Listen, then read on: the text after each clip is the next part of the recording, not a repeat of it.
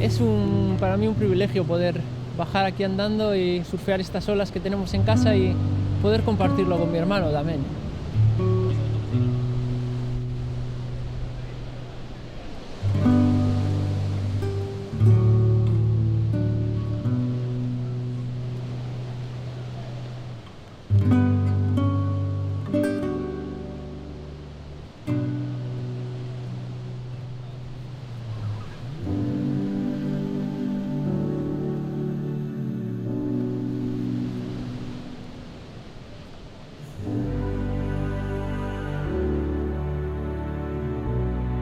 Yo no paso mucho tiempo aquí en casa, ¿no? Siempre estoy viajando por todos lados y intentamos surfear tanto con Eneko como con Iker, surfear juntos y tener esas sensaciones que cuando estoy solo por ahí viajando pues no tienes, ¿no? Y tienes la oportunidad de compartirlo con tu familia en el agua haciendo lo que más te gusta, es una maravilla, joder.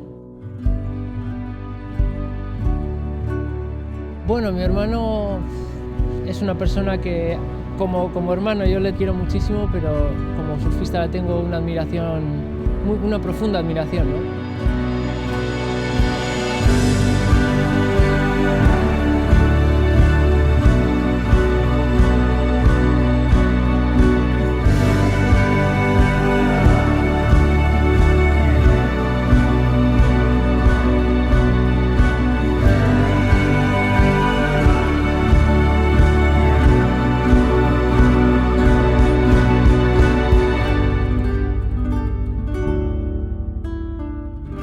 Toda esta zona, la Galea, es para nosotros como un templo sagrado, ¿no? No solo por las olas que hay, sino también por los amigos y la familia, ¿no?